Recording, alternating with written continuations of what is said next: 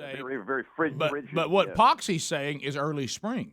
So does that mean March 1st we're going to see a warm-up? Or how would you interpret that, James? I guess, just put your winter clothes up, put your coats up, get out your tank tops and flip-flops, and you're done with it. So that's what that would mean to me. Would it be fair to say that we think we're going to start having spring-like weather and the real hard cold goes away by March the 1st, or does it hang around till April 15th? Is that what we're saying? And here's the other problem. So this groundhog's in Pennsylvania. Who's he forecasting this for? Walla Walla? We're letting him.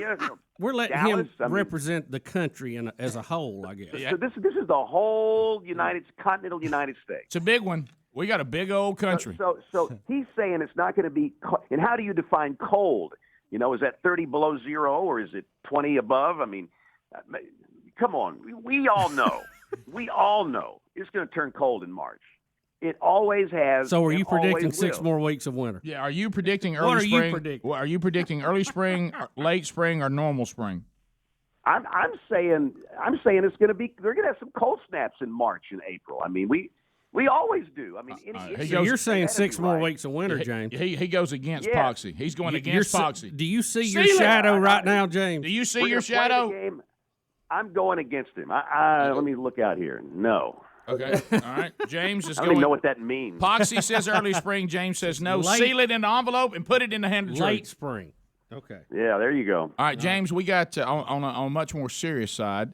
There's not to get all freaked out, but we do need to be wise. We got some weather that could potentially turn nasty and for parts of the country. Let's update everybody on where we are right now. Yeah, and first off, we've got a big snowstorm, a blizzard going on in Omaha, and that's moving up into Iowa and ultimately Wisconsin. So that's the cold air sector of this. Omaha has got heavy snow, winds gusting to 40 miles an hour. It's basically a blizzard now. But in terms of the severe weather threat in the warm sector, there's a risk of severe storms all the way from the Gulf Coast up to Indianapolis and Cincinnati later today and tonight. The higher risk, the enhanced risk, includes cities like Bowling Green, Nashville, Huntsville, Birmingham, Meridian, Tupelo, Columbus, Mississippi. So if you live in those cities, there is an enhanced risk. And like you guys say, this is not to alarm anybody. These cities have severe weather threats on a regular basis. But within that zone, there could be some storms later today and tonight that produce large hail, damaging wind, and a few tornadoes. And the standard risk runs all the way from Mobile and Biloxi all the way up into around Cincinnati. And that would include Lexington and Louisville and Jackson, Mississippi. So if you're just listing in any of those cities, be sure that you can hear warnings if they're needed. The main threat will start mid-afternoon and then going on through tonight. And after midnight tonight, the whole thing begins to wind down. So that is the severe weather risk. And then tomorrow, just a marginal risk in areas farther to the east. And ahead of the storms, it's going to be very balmy. Many cities will see low 70s again today.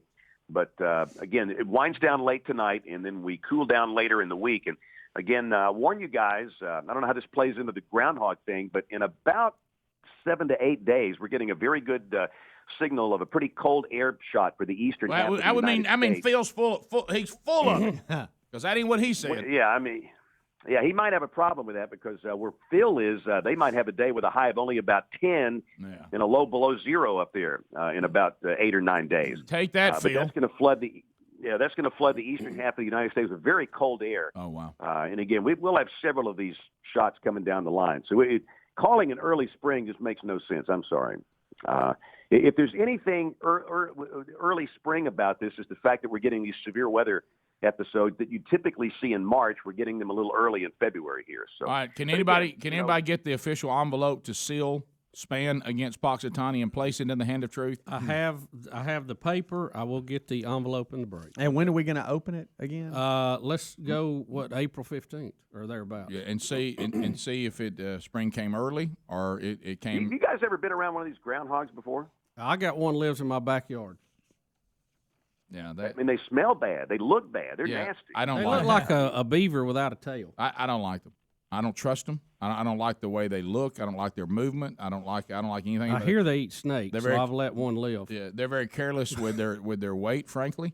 And so their work you know their work ethic is crap. Do you know they hibernate, Rick, and they do come out of their hole around this time of the year to look for a mate. Then they go back into hibernation until spring. Do you know that? Look at you and your groundhog information. I've been reading up on groundhogs, are better, also known as woodchucks. Right. How much wood? We ought to get Bubba in one of those outfits they wear up there with the big old tall hats and everything. And I got to tell you, I thought you were talking about the furry groundhog. I'd like to see him dressed as a groundhog, Frank. Yeah. I think he'd make a good that one. would be good. Yeah.